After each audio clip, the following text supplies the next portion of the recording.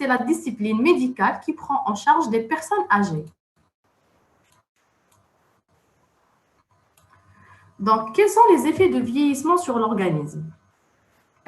Donc, au niveau cellulaire, les cellules ont une longévité limitée, c'est-à-dire ils ont une durée de vie limitée. En vieillissant, les propriétés d'éléments graisseux et fibreux changent et modifient leur fonctionnement. La multiplication cellulaire de la réapparition cellulaire et la réparation cellulaire sont des fonctions amoindries lors des modifications du noyau cellulaire. Donc, l'ensemble de ces changements va perturber le fonctionnement des différents métabolismes et les capacités de structure de l'organisme.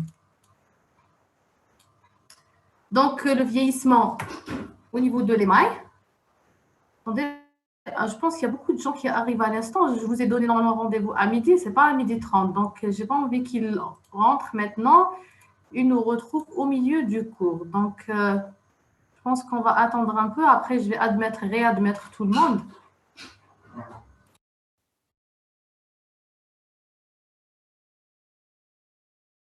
On aura de différentes modifications qui... Attendez, je pense que je vais refaire dès le début, là, parce que là, il y a beaucoup de gens qui arrivent à l'instant. Peut-être maintenant 31.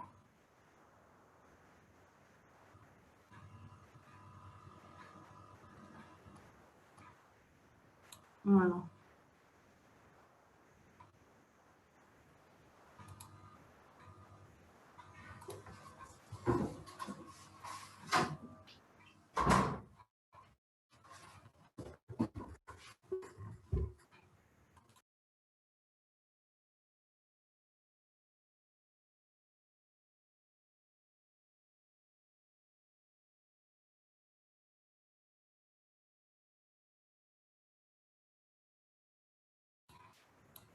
Donc, en vieillissant, on a dit qu'on aura des différentes modifications, des changements au niveau de l'organisme. Donc, ce qui va donner une diminution des capacités fonctionnelles, une altération qui se manifeste dans la situation qui met en jeu les réserves fonctionnelles, par exemple le stress et les maladies aiguës. Il faut noter que les réductions fonctionnelles sont très variables d'un organe à l'autre, c'est-à-dire il y aura des changements au niveau de l'organisme, mais ça diffère d'une personne à l'autre, ça dépend des modifications cellulaires chez chaque individu. Donc, les effets maintenant, ce qui nous intéresse sont les effets du vieillissement qui se répandissent sur la cavité buccale. Donc, au cours du vieillissement, tous les tissus et les organes de la cavité buccale subissent des profondes transformations qui dégradent leur fonction, leur potentiel d'adaptation et de cicatrisation. Cela vient s'ajouter l'influence des pathologies générales liées à l'âge, souvent les facteurs d'aggravation des pathologies bucco-dentaires. Donc, vous avez donc des modifications qui vont être apportées au niveau des plans, sur le plan dentaire, sur le plan muqueux et sur le plan osseux. Donc, les altérations histologiques au niveau du plan muqueux. Donc, c'est quoi le changement qu'on va noter au niveau de la muqueuse? Donc, vous avez une diminution de l'épaisseur de l'épithélium, diminution de la kératinisation. Donc, le tissu muqueux, il perd sa kératinisation.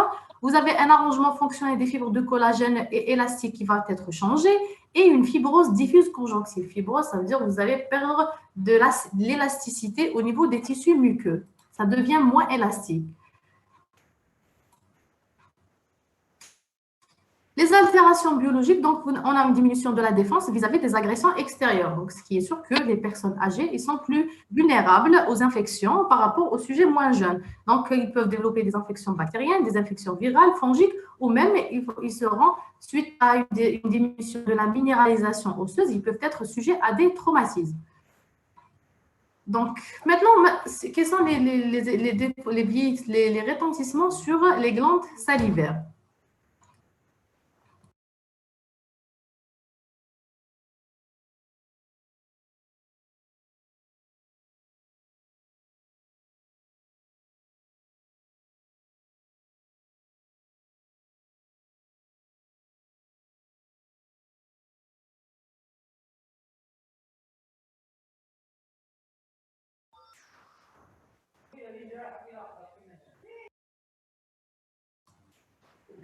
Pardon, excusez-moi, il y a un problème de connexion, je pense. Alors, quels sont les effets du vieillissement sur les glandes salivaires? Donc, avec l'âge, les modifications histologiques des glandes salivaires apparaissent.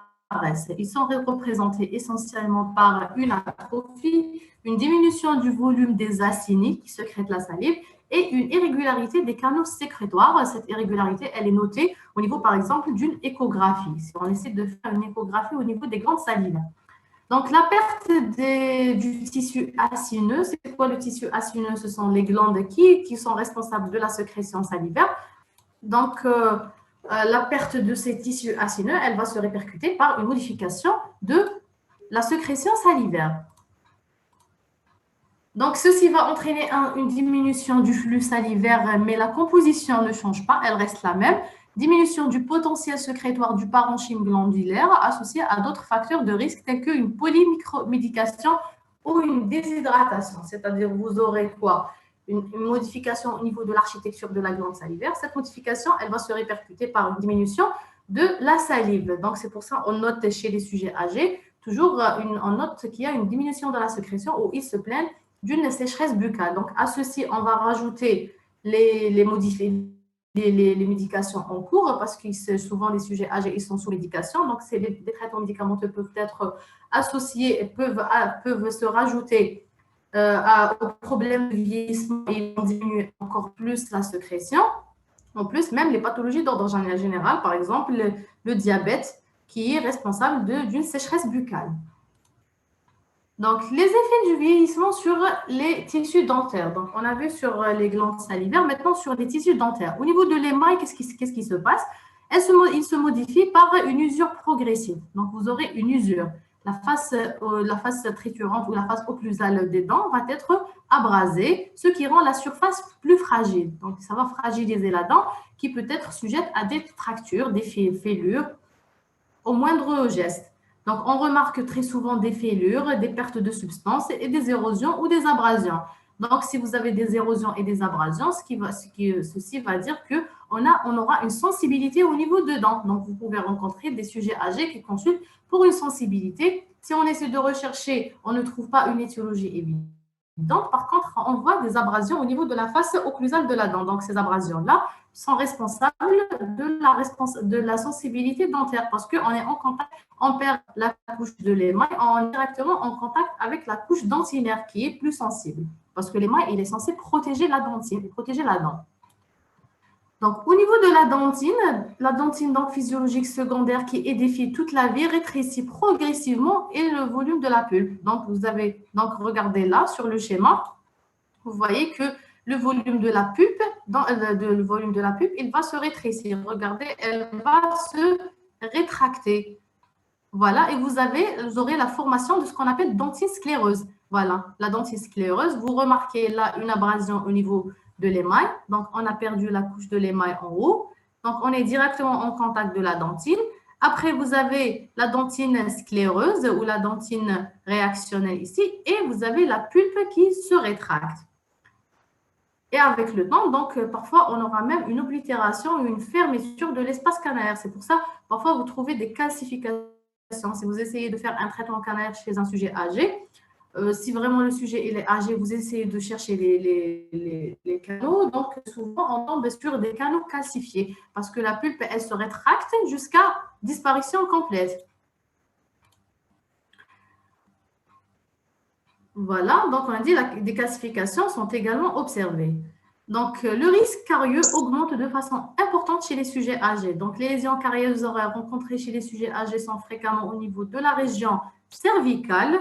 Donc, cette région cervicale, pourquoi? Vous allez dire pourquoi c'est ici? Parce qu'avec le temps, on aura généralement des récessions. On a dit on aura une rétraction de la gencive. Donc, on va noter des récessions. Si on note des récessions, donc cette région cervicale, elle va être dénudée, qui est la région de la jonction du sément avec la dentine radiculaire et le sément avec la dentine coronaire.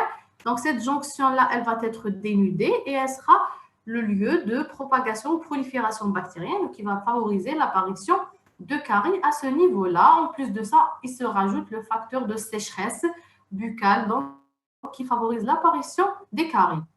Maintenant, sur le plan parodontal.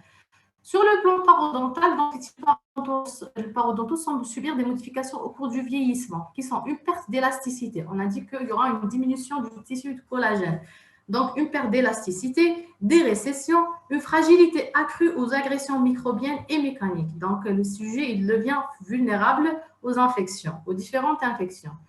Donc, au niveau de la gencive, cliniquement, la hauteur de la gencive attachée n'évolue plus après 45 ans. L'épithélium gingival présente un amincissement d'environ 30%.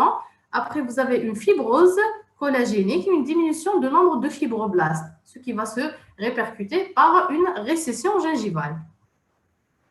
Voilà, comme vous voyez là, vous avez une récession gingivale.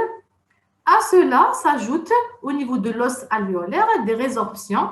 Généralement, ce sont des résorptions horizontales. Donc, l'os, il va s'amincir et il y aura une résorption horizontale. Donc, cette résorption, elle peut être accentuée en présence d'une parodontopathie, si le patient présente une parodontopathie en plus de facteurs de vieillissement. Donc, la récession, elle sera plus importante et la dénudation de la racine, des racines dentaires sera plus importante. Comme vous voyez ici, regardez la lisse osseuse, comment elle est. Donc, avec le temps, on va noter quoi? On va noter une mobilité dentaire parce que la dent, elle n'aura plus de support osseux.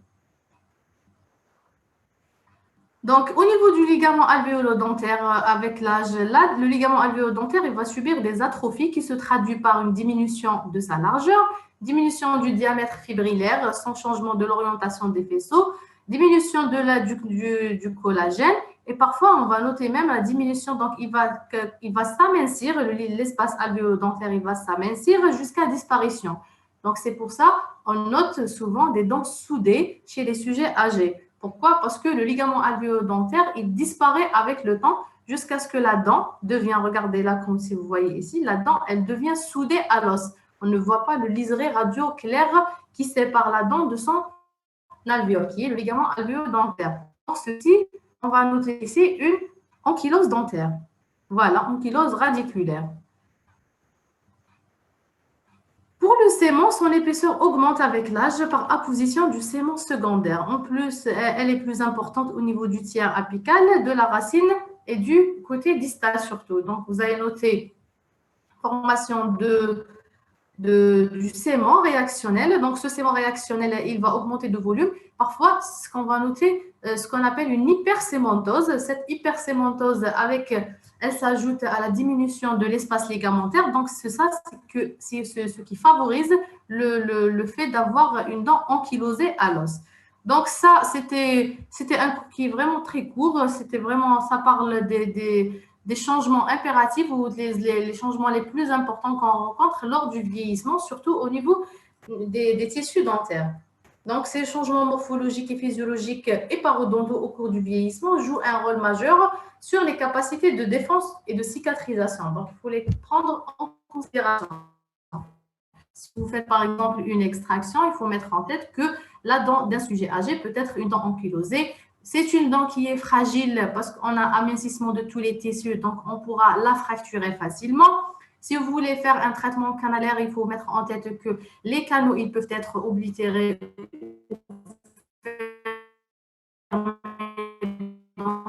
Vous pouvez tomber sur des canaux qui sont calcifiés. Il faut mettre une sécheresse buccale physiologique. Si le patient il n'a rien sur le plan général, ne prend aucune médication, donc il faut lui expliquer que le facteur d'âge joue un rôle très important dans la diminution de la sécrétion salivaire. Maintenant, après, vous allez voir dans d'autres cours comment on va régler le problème de la sécheresse buccale par rapport à la déglutition et aux différentes fonctions. Vous allez le voir dans le deuxième cours avec un autre enseignant. Donc maintenant, je ne sais pas si vous voulez, on va essayer de faire le deuxième cours parce que vous avez un cours avec moi en déontologie. Je vais essayer de vous le faire aujourd'hui. Si vous êtes d'accord, on va essayer d'enchaîner directement, de faire le cours de déontologie. Comme ça, vous allez avancer dans vos cours.